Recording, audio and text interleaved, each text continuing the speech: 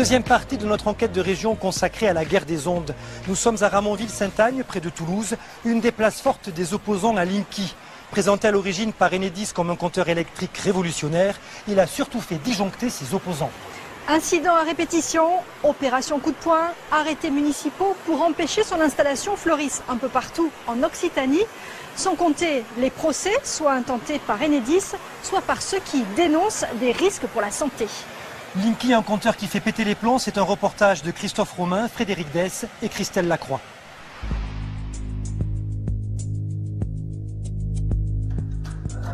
Ce n'est pas le coup de foudre entre les Français et Linky. Le petit compteur d'Enedis électrise des milliers d'entre eux. Certains sont tombés malades après son installation. C'est une telle agressivité, c'est impossible à décrire, c'est vraiment, je sais pas, on vous bousille la vie totalement. Et pointe les ondes électromagnétiques émises par le compteur.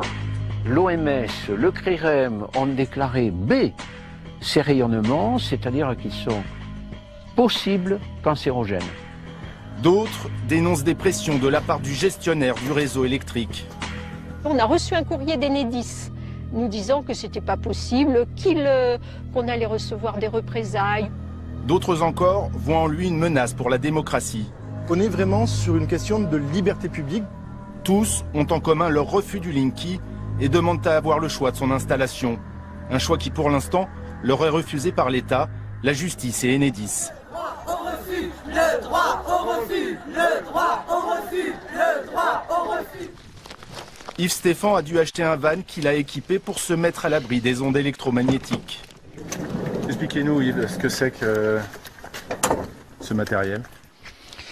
Ça c'est pour me couper des ondes extérieures en fait.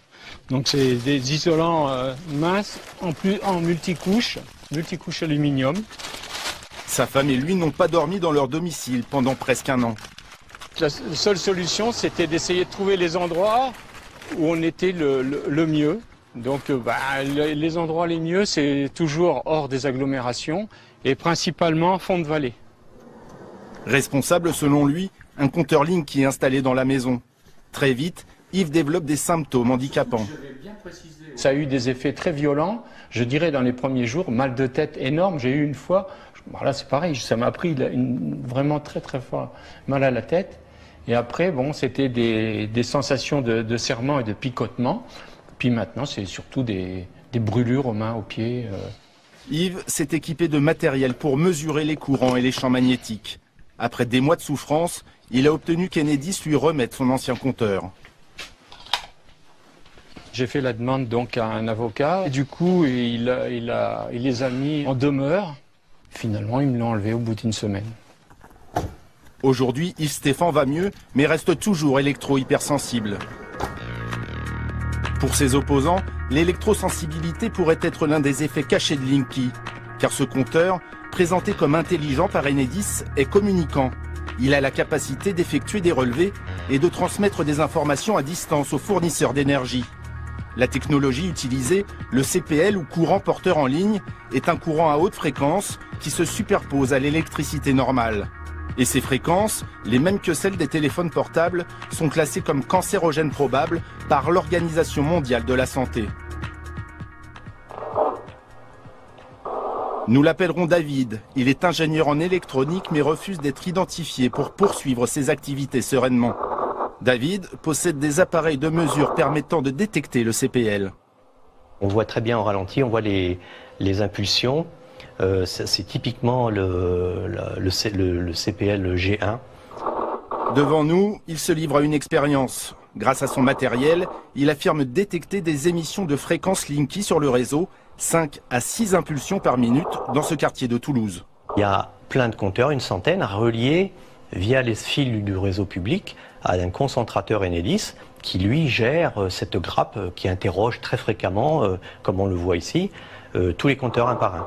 Mais Enedis dit qu'il y a un relevé par jour. Tout à fait, et c'est notre grande question. Si effectivement il n'y a qu'un relevé par jour, toutes ces données ne sont pas un relevé par jour, et donc ça pose vraiment la question de qu'est-ce que c'est que ces données qui circulent en permanence. Autre expérience dans la rue cette fois. Muni d'un poste de radio, David nous montre qu'il capte le CPL sur les grandes ondes. On reconnaît bien ce son, ce sont les trams. Ça, ce sont les trams CPL Linky, ouais. Le courant porteur en ligne, induit dans les câbles, ici souterrains, rayonne dans tout le quartier. Le CPL traverse complètement le compteur de toutes les maisons. Donc s'il vient de l'extérieur, il rentre chez vous aussi.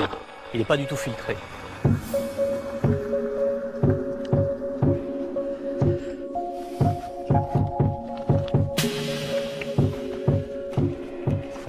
Ça tient. Henri Ariès a construit une grille pour protéger son ancien compteur. Il ne veut pas de Linky.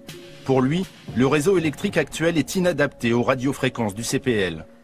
Ces lignes ne sont pas prévues pour. Il faudrait des conducteurs blindés pour transporter ces courants et ne pas rayonner. Donc ils vont surtout être rayonnants parce que l'énergie nécessaire pour dialoguer entre les concentrateurs et les Linky, du fait de l'inadaptation de ces lignes, va les obliger à mettre de la sauce et d'imposer des niveaux de rayonnement beaucoup plus importants que la Wi-Fi ou les téléphones portables actuels. Cet ingénieur en électromécanique à la retraite dénonce un gâchis d'argent public. Il ne voit dans ce déploiement de compteurs nouvelle génération qu'une affaire de gros sous, juteuse pour Enedis. Les compteurs actuels, ils sont électromécaniques, rien ne s'use et ils ne consomment aucune énergie. Le compteur Linky, il est électronique, je suis bien placé pour savoir que dans 10 ou 15 ans, ils seront à mettre à la poubelle parce qu'on aura une panne ou deux pannes dessus, on ne les répare même plus, ça coûterait trop cher, on les remplacera. Donc c'est du gaspillage. C'est une avancée pour Enedis surtout, financièrement en particulier, mais où est l'intérêt général ? C'est ce qu'a dénoncé la Cour des comptes dans un rapport publié en février 2018. Les sages de la rue Cambon à Paris voient en Linky un dispositif coûteux pour le consommateur, mais avantageux pour Enedis. Dans leur viseur, le coût effectif total de 5,7 milliards d'euros du déploiement, 130 € par compteur. Une somme récupérée par Enedis auprès de ses clients à la fin de l'opération. La directive européenne qui préconise l'installation de compteurs intelligents a été transposée en France dans la loi dite de transition énergétique en 2015. Une loi qui contraint Enedis à équiper 90% des Français d'ici 2021, 35 millions d'habitations. À ce jour, un peu plus du tiers des foyers occitans est équipé. Le droit au refus, le droit au refus. Face à ce déploiement au pas de charge, la résistance s'organise. Les collectifs anti-Linky se multiplient, ils sont près de 130 en Occitanie. Mais s'opposer à Linky est risqué. Gérard Rion l'a appris à ses dépens. Il est poursuivi en justice au tribunal de Foix par Enedis pour avoir barricadé des compteurs de connaissances ou d'amis. C'est des mercenaires qui posent, c'est pas Enedis confie ça, le sale boulot, à des entreprises, ils sont payés au compteur, ils sont payés double quand ils posent chez des gens qui refusent. Vous imaginez, on a appris ça. Il faut que la majorité des Français sachent demain matin que le barricadage est une chose saine et autorisée. La filiale d'EDF, de son côté, voit dans ces barricadages une destruction de biens publics. Tout un chacun se doit, s'il n'est pas d'accord avec une décision de l'État, qui est celle du déploiement du compteur Linky, de s'en remettre éventuellement à la justice s'il estime nécessaire, mais pas de procéder par dégradation de biens appartenant au domaine public. Le citoyen exprime son désaccord et la société Enedis n'acte pas de ce désaccord. Et donc on a énormément de faits divers où effectivement on a des choses complètement aberrantes qui arrivent avec des pauses forcées. Et donc les citoyens ont l'obligation de se protéger et donc de barricader le compteur. Ce couple de Fuxéens a fait appel au service de Gérard Rion. Il leur a installé une plaque de protection de leur ancien compteur, car malgré plusieurs recommandés, ils ne se sentaient pas à l'abri d'une pause forcée. On a reçu un courrier d'Enedis nous disant que c'était pas possible, qu'on allait recevoir des représailles ou devoir payer très cher, enfin une série de petites menaces. Et nous avons renvoyé un courrier avec recommandé accusé réception à Enedis, à la préfecture, copie au maire de Foix. Et nous n'avons pas eu de réponse d'Enedis. Mais dans le doute, nous avons demandé à M. Yon de bien vouloir affermir matériellement la protection du compteur. Direction Ramonville, en banlieue toulousaine. Ici, un sous-traitant d'Enedis a changé des compteurs malgré l'opposition et même l'absence des propriétaires. En toute impunité, un voisin témoigne anonymement de la scène. Est-ce que vous lui avez dit que c'était illégal ce qu'il faisait? Ben, il le savait, oui. J'ai dit oui, il y a un arrêté de la mairie, mais il me disait de toutes les façons, vous ne gagnerez pas. Donc vous êtes perdu d'avance. Voilà. On peut faire ce qu'on veut. On peut faire ce qu'on veut. Voilà, il se sentait effectivement les mains libres pour faire ce qu'il voulait. Pourtant, la mairie avait pris un arrêté censé protéger ses administrés. En vigueur au moment des faits, il aurait dû permettre aux habitants de refuser légalement le nouveau compteur. Alors il est clair que ce n'est pas un arrêté anti-Linky. La position de la commune n'est pas d'être pour ou contre le Linky. Nous avons fait un débat public ici à Ramonville dans lequel Enedis a présenté ses arguments, une association qui est contre le Linky a présenté les siens. Notre position est de dire nous voulons que le choix puisse être laissé aux citoyens de pouvoir choisir s'ils veulent ou non un compteur Linky. Donc on est vraiment sur une question de liberté publique, d'application d'un droit constitutionnel qui est celui de pouvoir se laisser la possibilité d'avoir le choix. Impossible pour l'instant d'avoir ce choix. Mais combien de temps encore l'État va-t-il faire la sourde oreille face à la pression populaire? Plusieurs centaines de milliers de personnes ont signé la pétition de l'association UFC Que Choisir pour ne pas payer la pose de ce compteur. Des maires envisagent de se regrouper pour engager des procédures juridiques communes. Des citoyens se fédèrent pour lancer des actions de groupe en justice. La pression s'intensifie et les digues commencent à céder.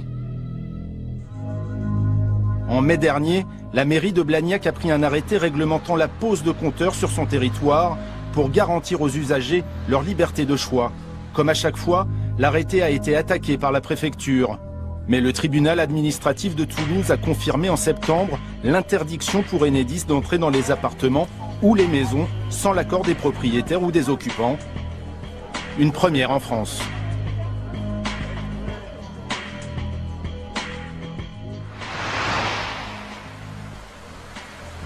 La guerre contre Linky est bel et bien déclarée. Des communes, comme ici à Ramonville, où de simples citoyens se sont engagés dans la bataille. Une action collective est même lancée. Anne-Sophie est avec l'un des avocats, le Toulousain Christophe Leguevac, également connu pour son combat auprès des victimes du lévothyrox. Bonjour Maître Leguevac. Bonjour Anne-Sophie. On va essayer de comprendre avec vous ce qu'on peut faire ou ne pas faire avec ce fameux compteur.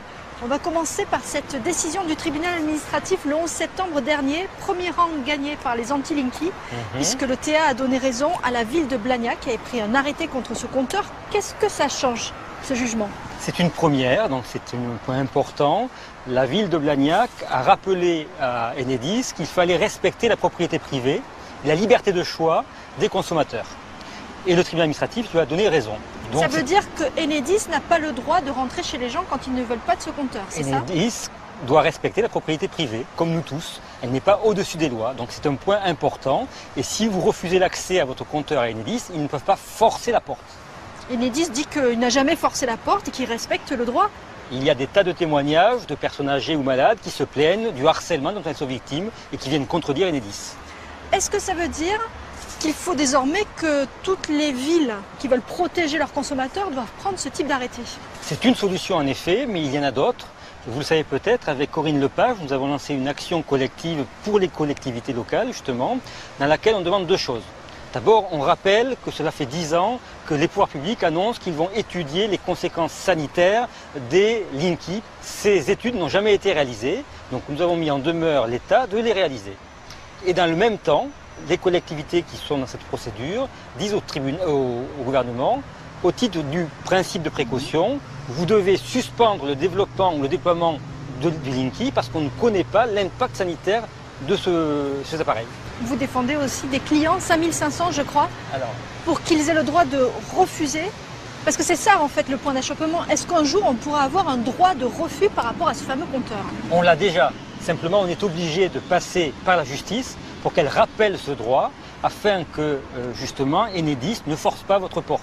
Donc la deuxième procédure que nous avons lancée est une procédure individuelle et collective à la fois, où des personnes qui ne veulent pas de Linky chez elles ont demandé à la justice de se voir autorisées à refuser les Linky. D'accord, qu'on puisse montrer le papier et dire vous ne passerez pas. On a un jugement qui nous protège. Alors dites-moi, qu'est-ce qui vous pose vraiment problème vous avec ce fameux compteur? Moi, je n'ai pas de problème. Ce sont les clients qui ont 3 séries de problèmes. Première série, problème de santé. Donc elles disent, je veux pouvoir vivre en paix chez moi, je ne veux pas cette installation. Deuxième difficulté, c'est que certaines personnes ont constaté une augmentation significative du montant des factures de consommation alors qu'elles n'ont pas changé de mode de consommation. Donc elles veulent éviter cela. Mais ce qui vous pose surtout problème... J'y arrive. Le troisième argument principal, c'est celui des données. On sait qu'Enedis, c'est pas moi qui le dis, c'est Enedis qui le révèle au marché financier, a décidé de changer de modèle économique.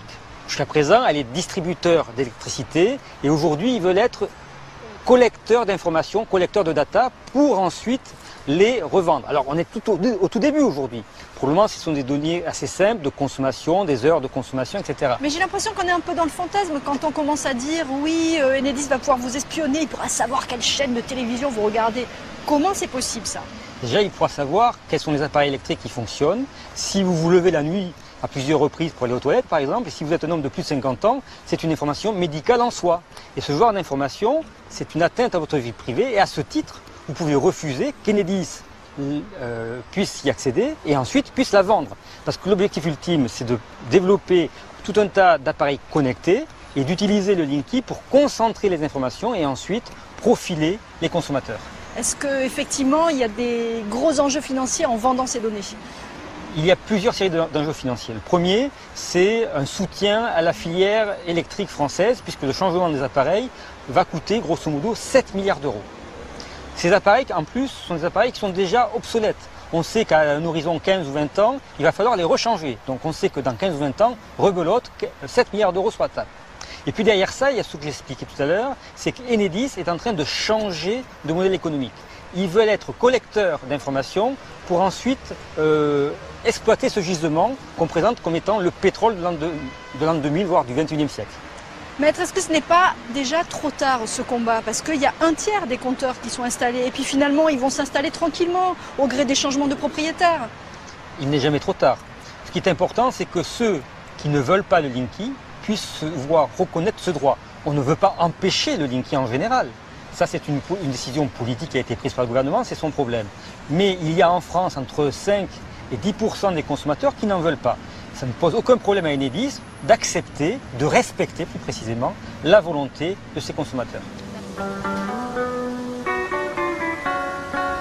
C'est la fin de cette enquête de région. Vous pouvez bien sûr retrouver l'émission sur notre site internet France 3 Occitanie. On vous retrouve le mois prochain pour un nouveau numéro. À bientôt.